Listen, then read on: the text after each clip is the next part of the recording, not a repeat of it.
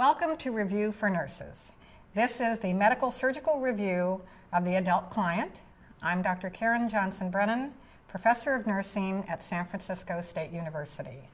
I've had the pleasure of teaching for Review for Nurses for many years, and I know that students across the nation and the world have benefited from this review. The reason that you are viewing this is that you don't want to get caught with your pants down. You want to be prepared to sit for the state board licensing exam and to pass it the first time. Also, when we're going to review through the questions, some of them may look very much alike.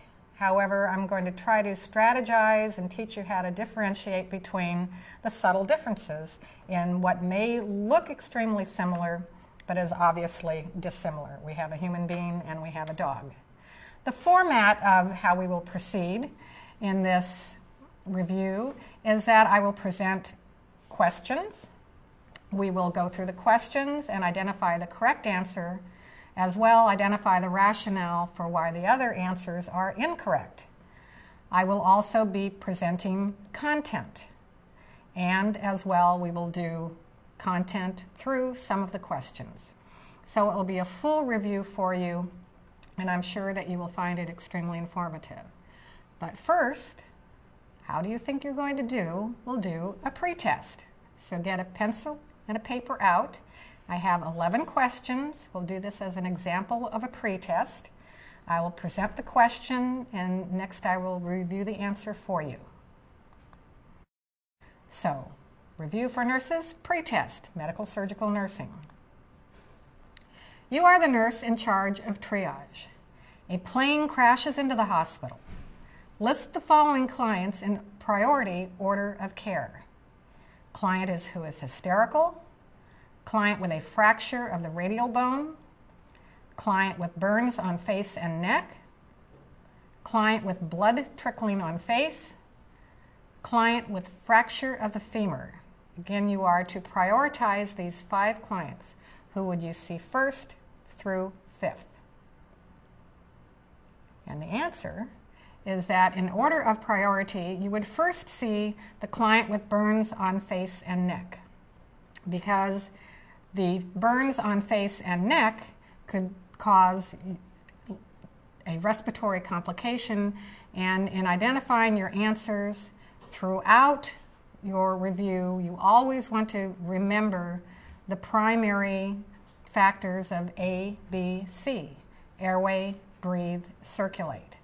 Airway is of prime importance. Burns on face and neck could lead to respiratory impairment. That would be your first priority. The next patient would be the client with a fracture of the femur. The femur is a long bone, and as long bone fractures have potential complications than short bones, the patient could suffer from a fat embolus. The patient could suffer from internal bleeding and shock. The next client would be the client with a fracture of the radial bone. 4th would be the client with blood trickling on the face. Remember that facial and scalp lacerations may be very small and not important, but they may bleed quite a bit.